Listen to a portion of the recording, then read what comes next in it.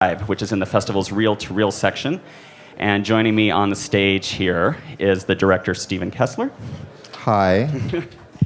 And an Oscar-nominated artist, Paul Williams. Well, thank you. Thank you.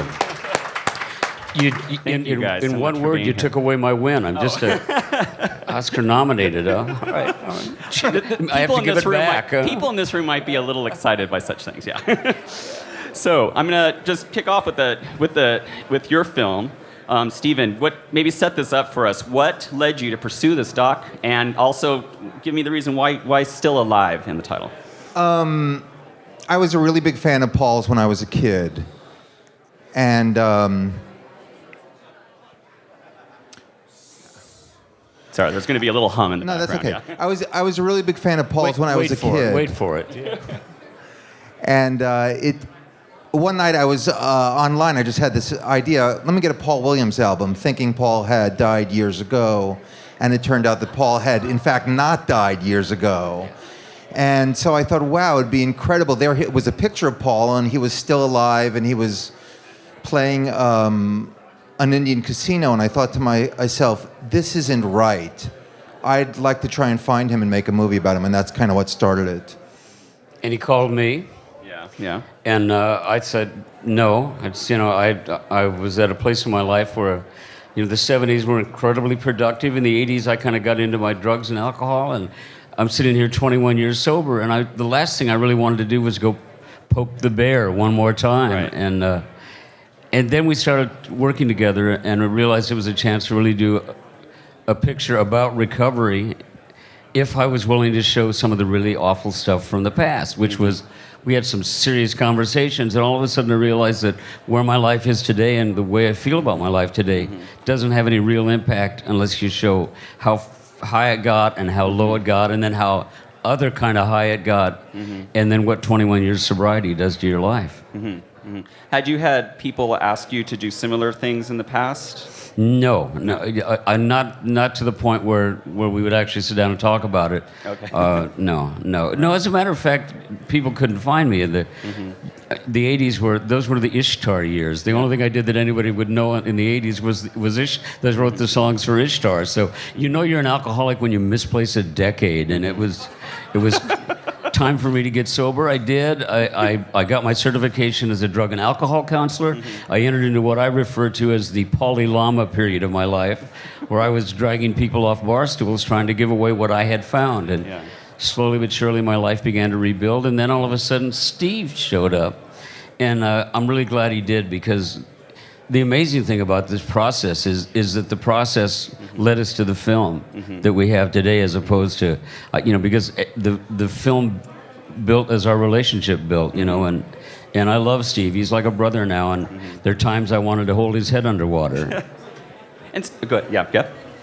No, go ahead. I want you to help set this up, because I want people to fully appreciate the place that Paul's has in the general area of pop culture. I mean, you're a performer, obviously, but your work has also been performed by a vast array of other artists, including Elvis Presley, the Carpenters, Luther Vandross. I saw on a list. And Diana Ross and the Dixie Chicks, David Bowie, the Scissor Willie Sisters. Nelson. I mean, it's unbelievable. Jason Mraz. Help me. I just want to paint a bigger picture. Ray for everyone to Charles, figure Frank out. Sinatra. I mean, everybody, Barbra Streisand, 100 different people who are very important in American music, Lena Horne, have recorded Paul's music over time.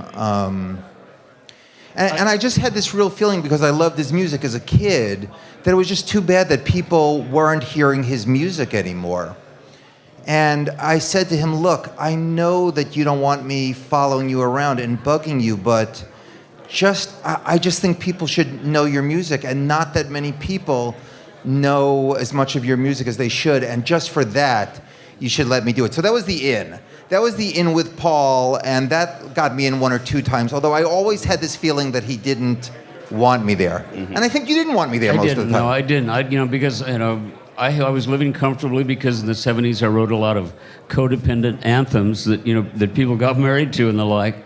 And I didn't want to poke the bear. You know, I became fame was an addiction for me too. And you know, I did 48 Tonight shows. I remember 6, and I think that what happens is with the attention. For me, what happened is I turned into a kind of a showroom version of myself. And at a certain point, you get to the point where you're throwing out what's going to get a laugh as opposed to what you're feeling. And with the right combination of drugs, you're not feeling anything. So it was easier to walk away because I was walking away into my addiction. The classic line is, you know, he compares the polar opposites are. No, I was telling Paul I saw the movie about Joan Rivers last year, who I love, but, you know, Joan, at the end, she says, I need to be on stage, I have to be on stage. Mm-hmm. And Paul kind of has the opposite of that like, if he's not on stage anymore, he's been on stage. Mm-hmm. And that was actually really informative to me. Mm-hmm. Now, Go ahead. I was just... One sort of like a less conventional aspect to this doc is that you're very much a part in the film. It's sort of maybe going away from some of the conventions of like verite style or something. Right. So what were some of the reasons that led you guys to do that? And maybe kind of describe how that... Can I describe that? Yeah, chime in. Walking down the street with him filming me, trying to pretend that the camera's not there. And what I basically said was, Steve, this is bullshit. Because I'm an actor and I can ignore the camera if I'm acting. But you're asking me meaningful questions, and I'm supposed to pretend you're not there, and it feels absolutely inauthentic. If you want to talk to me, come and talk to me. You know, we'll sit and eat food together, and squid is a big part of our story. We both love squid, so we fell in love over squid, you know. But yeah, calamari it felt real to have him in there, too, you know. I just had, you know, he said... Even when he said, come be on camera with me, I still really didn't go to be on camera. In a way, I thought it was kind of a defense mechanism on his part. Like, if I stick you on camera with me, he thinks I'm all wrong when I say this. But I think psychologically, he was like, if you're on camera with me, then I don't have to reveal myself because you're also here. And I never planned on putting myself in the film at the end. In fact, I had cut a good piece of the film together and I wasn't in it. Mm-hmm. And my friend said, you don't understand, you're missing the point. The weirdest part of this whole story is what a Paul Williams fan you are.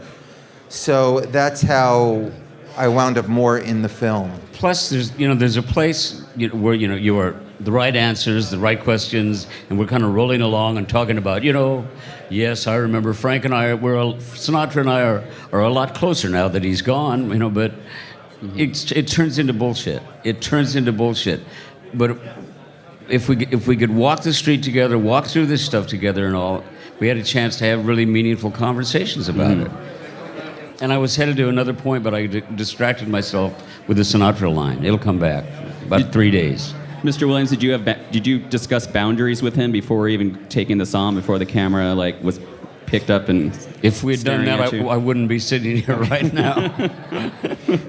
One of the things that did happen, though, is I met Paul in one city, and he sat me down and he said, now, why do you want to do this film? And then I got to a second city with him. And again, we sat down and he said, no, but really, why are you doing this film? What are you up to? There was this whole trust thing for a really long time that we just had to punch through. Really, I probably filmed him for about 1.5 years before I even thought that there might be enough to make a movie out of. And my back off is one line. There is nothing more pathetic than some little old man going, please, sir, may I have another cup of fame? It gives me shivers to think about it. We're of a nation, of a world that so responds to fame and measures the length of it, and it felt like it had become so empty, and my life was becoming full. And while we were filming, I was elected president and chairman of the board of ASCAP, which is great partners with SOCAN that licenses and collects the money for the writers. And so now it's interesting, the timing of this, because now I have a forum to talk about music rights. I have this attention, I could talk about recovery, and if me airing my dirty laundry gets one person clean, then there was reason to do this. But I think the amazing thing is for me is the process, the fact that the film kind of led us to the story, or led us through the story. Wait a minute, I just took it all away from you. No, it was his brilliance. Now, there was a good amount of archival footage that I'm sure that you had, like probably just a plethora, an ocean of Right. archival. So I'm in the process of sifting through all that. What were some of the gems or some of the interesting things that you found? Like, Well, there's amazing. You know, one of the amazing things is how much stuff like the Tonight Shows from 30 years ago, where I remembered the Tonight Show from when I was a kid. I remember jokes Paul made from when I was a kid. I saw him on Mike Douglas, or there was an old version of The Odd Couple from when I was 12 years old. And I just remembered the scene. It just came back to me like that when I turned it on. So that was actually the weirdest part of looking at all this archival stuff. Time travel. Yeah. so how has the music industry changed in that whole, since some of those early days of, I'm sure obviously it has changed a lot. You know, there's more music being played more often, in more places, on more spectacular devices that weren't even thought of at the time that I started. But it's amazing because the internet is essentially is as large an invention as the printing press, as far as I'm concerned. And one of the things that we do at ASCAP is we deal with the new technology, which I love. My wife is always yelling at me, "Put down your iPhone, quit staring at your hand, I'm here," you know. But the fact is that now, you know, ASCAP is licensing, you know, people around the world on these amazing zeros and ones, turn our songs into your bedroom music, and you know, ASCAP's licensing almost 100 years worth of music, from Gershwin to Cole Porter, from Irving Berlin to Beyonce, we like to say, and it's a whole new world. I mean, when I recorded and when I was writing for most of the people I was writing with, it was a time of, you know, of vinyl. We worried about running out of vinyl. And a time when songs were recorded and re-recorded and re-recorded and covered and the like. Nowadays, you know, I mean, I'll sit and I'll listen to one of my songs as a mashup by Lily Allen, and oh, I love it. I absolutely love it. There's a top 10 album right now called Muppets the Green Album. It's you know, with Weezer singing the Rainbow Connection. I couldn't have imagined that. So for me, it's all a gift, and I'm in favor of all the technology. I love it. Are there some artists working today that are sort of in the heat of their careers that you're a fan of? I am a big fan of and I'm actually working with a group called Daft Punk, which is, Daft you know, Punk, yeah. spectacular and talented. Oh yeah, you know, I have discovered My Morning Jacket from this album, and I'm picking up all their music. There's talent out there. There will be forever. How is working on this particular project different from some of your working on your previous films? Your previous titles include Vegas Vacation and The Independent. Well, basically, this film was just... The genesis of this film was I found out Paul was playing up in Winnipeg, and I called a friend of mine who was a cameraman, and he said, "There's this new high-def camera that just came out. I was going to buy it anyway. We'll buy the camera, we'll go to Winnipeg, and we'll go shoot the movie." And that's how it started. It wasn't me and a crew like I'd worked before. So it was me and a camera and a PA. And then we liked the camera, so we bought a second camera. And it was almost like making a home movie. It's almost like a home movie that has spun terribly out of control. Okay. And that's the difference between this and other stuff I've done. So Phantom of the Paradise is the movie that he came up for Phantom Palooza, which was a celebration of Brian De Palma's Phantom of the Paradise, which I worked on as well, and forever grateful to the people of Winnipeg for keeping that alive. Over what time frame is the film? I shot Paul over the course of about 3.5 years. Wow. Okay. Wow. And then edited for about another 1.5 years. So what was it like then seeing yourself played back to you in this film? What were some of the endless joy, just endless joy, you know. He loved it. But, you know, what I love is I love the fact that just as, I mean, like, we went through some of these horrible tapes of me loaded and grandiose, vacant-eyed, little just a nasty little bastard is all what I would describe on camera, and he's got me looking at this, and I a show that I did once that would have gone away and never be seen again of me at my absolute worst, but he pulls it out and he shows it to me, and I realize while I'm watching me watch that with him, we talk about it and we realize that we need that depth to go into the, so there are things that are really hard for me to watch. There are also things that I think are hilarious. Watching my wife's reaction to, and my wife, Mariana, and Steve are wonderful friends, but everything you put in the film, almost everything is like Mariana going, well, we're going to go to Hilton Head for a celebrity golf tournament, and Steve goes, celebrity golf tournament? And Mariana said, don't you want to be with your own family over Labor Day? Yeah. There's a lot of that. Yeah. Did your wife? There was a lot of reality in it, but I'll say like the most amazing thing in it is Paul at the beginning said to me, well, what if I don't like what you do? Yeah. And as total strangers, and I said, if you don't like what I do, you could take anything out of the film that you don't like. And he looked at the film, and a lot of the film is not easy for him to watch. I mean, I tell him it's kind of like Raging Bull with music. It goes between the past and the present, and different looks and different weights. Another boxer analogy about me. I'm getting sick of that. Yeah, but anyway, when he looked at the finished film, he said to me, I love it, and I hate some of it, but I'm not going to ask you to change any of it, because even the stuff I hate, I know why it's there. Mm-hmm. And Paul, much to his credit, didn't ask me to change one frame of the film. What would be like a little tease? Like what would other Paul Williams fans? We're nude in the film. What are they going to find? Is that the kind of? What? No, I was saying we're both nude in the film. Is that the kind of tease you're? Frontal? No. Just kidding. No. Yes, I'm just kidding. But what are Paul Williams fans going to see in this film that and learn what maybe they don't know? May I say this? I wish you would. All right, I will. When I've looked at some of Paul's old stuff with him, he says to me, I don't even see how you could have been a fan of that guy. And as I was making the film, what I realized was, what was really interesting wasn't that guy I was a fan of when I was a kid, but that guy who is sitting in front of me today. And I think for fans of Paul, that's the most interesting thing of the film. And I think probably in the end, that's what makes the film work. You have anything to chime in on that? His comment in the film that I love is he said, that he entered this project looking back. Somebody pointed out to him that he's looking back at the Paul Williams that he had a relationship with, and I only look forward.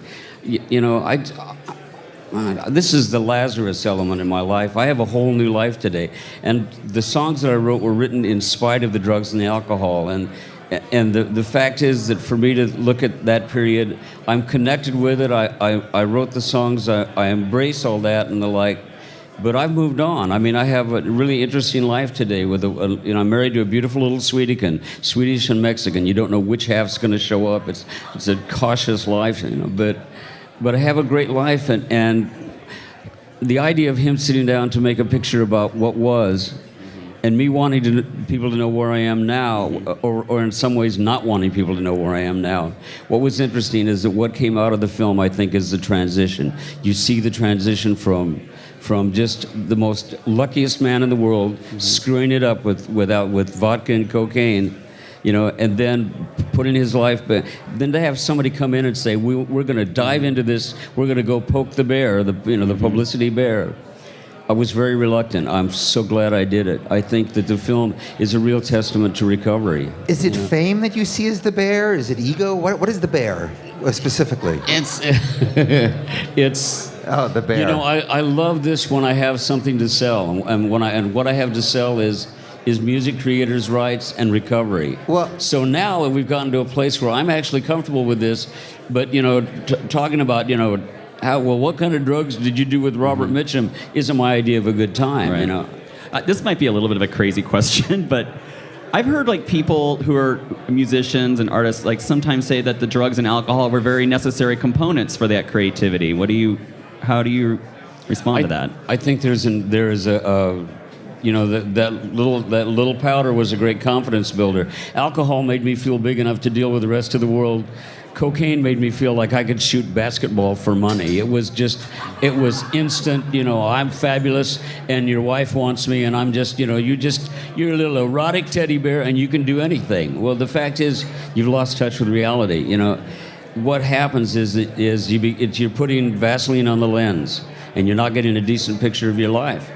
Anything that I wrote that has any merit, I think at all, was written in spite of the drugs and alcohol, you know. Mm-hmm. The best song I think I ever wrote, for me, I can actually say now is the latest one. I wrote a song called Still Alive for the movie. Mm-hmm. And it's honest and it's real and it's authentic. It's not me trying to create something for somebody. It's for me and it's for the movie, you know. Yeah, it's beautiful. And I'm so grateful, you know. I'm so grateful. Great. And may I just say one thing I learned just sitting here today? Your microphone skills are impeccable because I'm noticing now to deal with a microphone, when I talk, I go like this, but your mic is always, that's the sure sign between a professional and an idiot.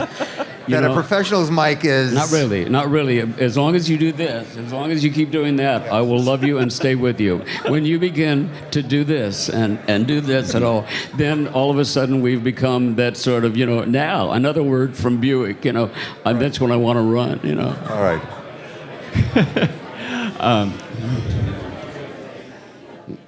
No. Yeah. Okay, we probably have a moment for maybe one question or two in the audience, but I have to bring the microphone over. Yeah? I'll go there and there. Stephen, have you ever thought of making a biopic on Paul? No. And have you thought of any casting for that particular role if Paul declines? Brad Pitt? Brad Pitt. Is Paul Williams. Yeah, I was thinking about it a while ago. I actually think Philip Seymour Hoffman would be great playing Paul. What a wonderful actor. Okay, you talked me into it. Yeah. And actually, one thing I think about a lot, because in editing this film, I actually at some point thought about putting fictional scenes in this film scenes, until my editor told me that it was an idiotic idea. But I always think about Paul standing behind the curtain at the Tonight Show before the first time he went out, and that moment for him when he was that kid just before everything it changed and exploded for him. So yeah, I think there's definitely stuff in his life that's very dramatic, yeah. Okay, one last question over here. Hi, Suzanne Askoff with Screen International. You're talking about your music creators' rights and recovery as your two best things to sell. And I'm thinking maybe you can give some inspiration to those writers out there who want to stop drinking or have stopped drinking, and how your writing maybe gets better. And you know what? I had trouble. For some reason, I couldn't hear you. Could you repeat the question? Just. Sure. I'll give it. Can you hear that better? I can hear it better. I was saying when you were talking about your two best things is music creators' rights and recovery, and how those things go together. So what advice would you give to writers who are trying to get off the stuff and write better, perhaps? Be authentic. We don't need another version. I mean, I tried to be David Bowie. He was doing a much better job of it than I was, so he got to be David Bowie. Trust your instincts. Trust that when you show your authentic self to us, that we're going to relate to you. We're going to find something in that is in us, and it's just... And where the two of them come together is that when I became president of ASCAP, I sat down and I said, I will not walk away from my passion for recovery to do this job. And they said, no, you don't have to, because we want the music that is being written to be from the absolute sweetest, deepest place in people's hearts. And the way to do that is to get the other crap out of there, you know. Fact is, some people can use that other crap really well and go on and do life. I misplaced decades. It's not the same. Okay.